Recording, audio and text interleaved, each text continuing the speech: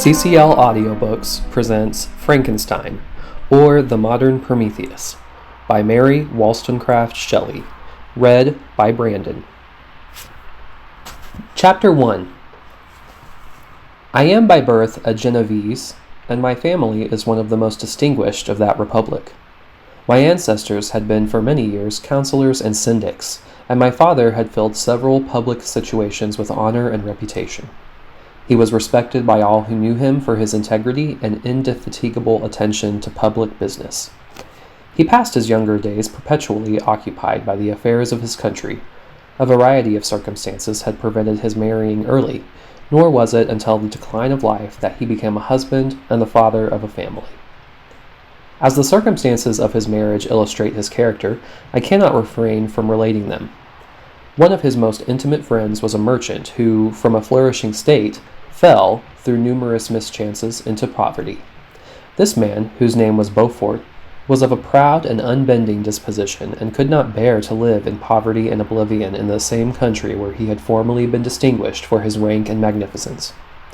Having paid his debts, therefore, in the most honorable manner, he retreated with his daughter to the town of Lucerne, where he lived unknown and in wretchedness. My father loved Beaufort with the truest friendship, and was deeply grieved by his retreat in these unfortunate circumstances. He bitterly deplored the false pride which led his friend to conduct so little worthy of the affection that united them.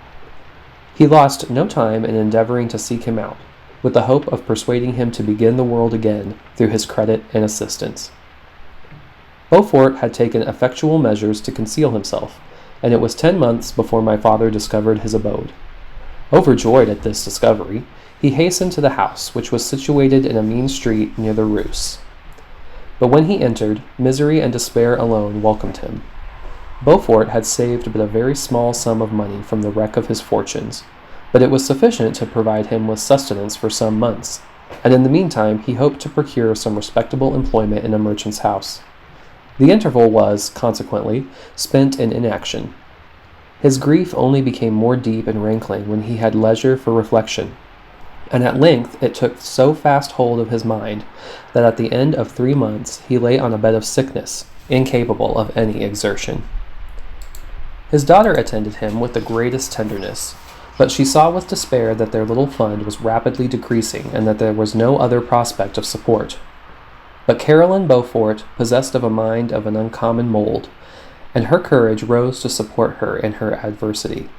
She procured plain work, she plaited straw, and by various means contrived to earn a pittance scarcely sufficient to support life. Several months passed in this manner. Her father grew worse, her time was more entirely occupied in attending him, her means of subsistence decreased, and in the 10th month her father died in her arms, leaving her an orphan and a beggar. This last blow overcame her, and she knelt by Beaufort's coffin weeping bitterly, when my father entered the chamber. He came like a protecting spirit to the poor girl, who committed herself to his care, and after the interment of his friend, he conducted her to Geneva and placed her under the protection of a relation. 2 years after this event, Caroline became his wife. There was a considerable difference between the ages of my parents, but this circumstance seemed to unite them only closer in bonds of devoted affection. There was a sense of justice in my father's upright mind which rendered it necessary that he should approve highly to love strongly. Perhaps during former years he had suffered from the late discovered unworthiness of one beloved, and so was disposed to set a greater value on tried worth. There was a show of gratitude and worship in his attachment to my mother, differing wholly from the doting fondness of age, for it was inspired by reverence for her virtues, and a desire to be the means of, in some degree, recompensing her for the sorrows she had endured, but which gave inexpressible grace to his behavior to her. Everything was made to yield to her wishes and her convenience. He strove to shelter her, as a fair exotic is sheltered by the gardener, from every rougher wind, and to surround her with all that could tend to excite pleasurable emotion in her soft and benevolent mind. Her health, and even the tranquillity of her hitherto constant spirit, had been shaken by what she had gone through. During the 2 years that had elapsed previous to their marriage, my father had gradually relinquished all his public functions. and immediately after their union they sought the pleasant climate of Italy, and the change of scene and interest attendant on a tour through that land of wonders, as a restorative for her weakened frame. From Italy they visited Germany and France. I, their eldest child, was born at Naples, and as an infant accompanied them in their rambles. I remained for several years their only child. Much as they were attached to each other, they seemed to draw inexhaustible stores of affection from a very mine of love to bestow them upon me. My mother's tender caresses and my father's smile of benevolent pleasure while regarding me are my first recollections. I was their plaything and their idol, and something better, their child, the innocent and helpless creature bestowed on them by heaven, whom to bring up to good, and whose future lot it was in their hands to direct to happiness or misery, according as they fulfilled their duties towards me. With this deep consciousness of what they owed towards the being to which they had given life, added to the active spirit of tenderness that animated both, it may be imagined that while during every hour of my infant life I received a lesson of patience, of charity, and of self-control, I was so guided by a silken cord that all seemed but one train of enjoyment to me. For a long time I was their only care. My mother had much desired to have a daughter, but I continued their single offspring. When I was about 5 years old, while making an excursion beyond the frontiers of Italy, they passed a week on the shores of the Lake of Como. Their benevolent disposition often made them enter the cottages of the poor. This, to my mother, was more than a duty. It was a necessity, a passion, remembering what she had suffered and how she had been relieved, for her to act, in her turn, the guardian angel to the afflicted.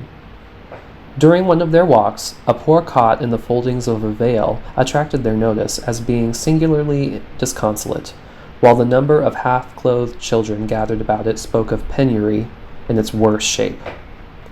One day, when my father had gone by himself to Milan, my mother, accompanied by me, visited this abode. She found a peasant and his wife, hard-working, bent down by care and labor, distributing a scanty meal to 5 hungry babes.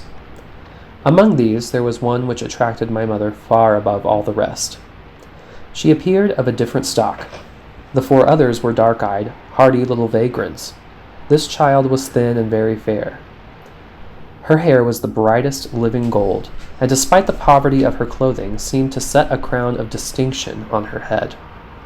Her brow was clear and ample, her blue eyes cloudless, and her lips and the molding of her face so expressive of sensibility and sweetness that none could behold her without looking on her as of a distinct species, a being heaven-sent, and bearing a celestial stamp in all her features.